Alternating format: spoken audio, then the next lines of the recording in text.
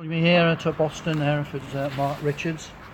Disappointing result, but I imagine you're mightily impressed with the performance. Some really pleasing aspects out of the performance, yeah. Obviously gutted about the result. I think you never want to come into a game and not get what you wanted out of it. And I think a point maybe would have been a fair result today based on the performance, or if we'd taken our chances, maybe the reverse result. But it's good. There's some real pleasing signs from new signings, from some of the stuff that we've been working on the training ground. So that's really pleasing. But yeah, gutted about the result at the moment. So that's just playing on my mind at the moment. How important is it that they didn't score the goals in that first 45 when you were pretty much dominant?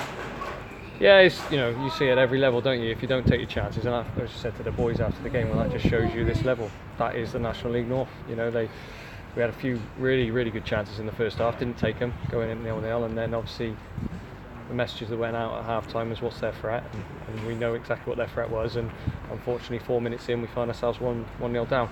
I actually just watched it back. It was probably a bit harsh actually on Ethan. He looked to manhandle him pretty bad. I got no excuses about the second and the third. That was poor from us, but the first one was probably a bit harsh.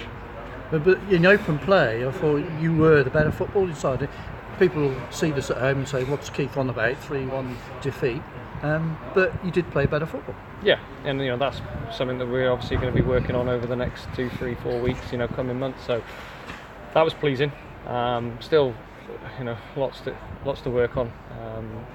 Lots for us to sort of put right. But yeah, it was pleasing performance, but a disappointing result.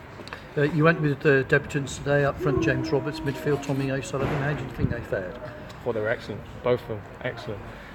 The energy that James has given us, the want to get into goal scoring areas, and just literally did not stop running. I think in the 93rd minute he was chasing the ball down, won it in the far corner, and then crossed. And again, unfortunate sort of half chance that went begging.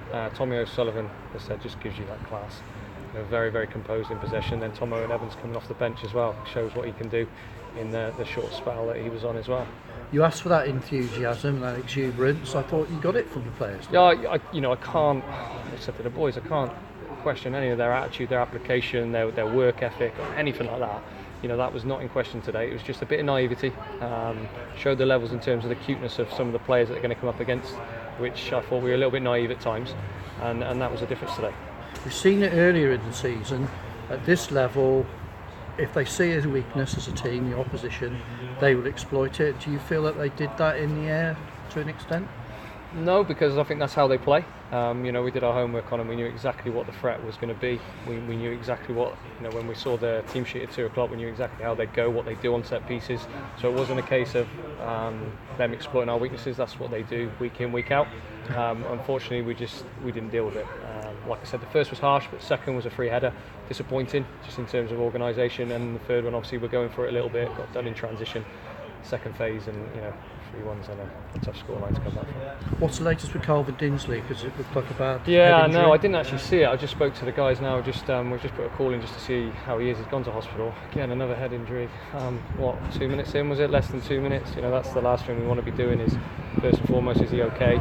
But also having to make a change that early on, and then another enforced change in the second half with Kieran. So not ideal, but we'll sleeves up. We'll crack on with it. A lot of us thought the bench was stronger today, so changes that you've made already seems to be picking things up a bit. Yeah, and I think that's the thing. We've just all got to stick together, and if everybody starts buying into what where we're going to hopefully take this squad and this club, I'm really excited. I'm still excited. I'm really disappointed we've lost 3-1, but I'm seeing so many positives from today that we go straight into Tuesday now, and hopefully we can continue with the same performance levels and hopefully get the right result.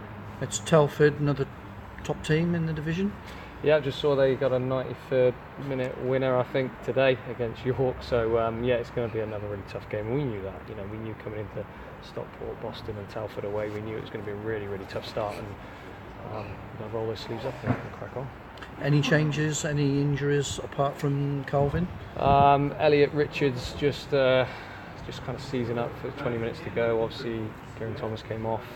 So yeah, a few that we need to look at. Any bumps and bruises, and then we'll see where we're at for Tuesday. And it was good to see Martin Horsell and Mike Simmons out before kick-off today. They can't be too far away. Yeah, which is great. So Martin should be back in training as of next week. So that's really pleasing, given that horrific challenge that he had in the Welling game. And then obviously Simo's been working his socks off, to be fair. and should hopefully be in reckoning maybe in 2 or 3 weeks' time. Thanks for your time. Thank you ever so much.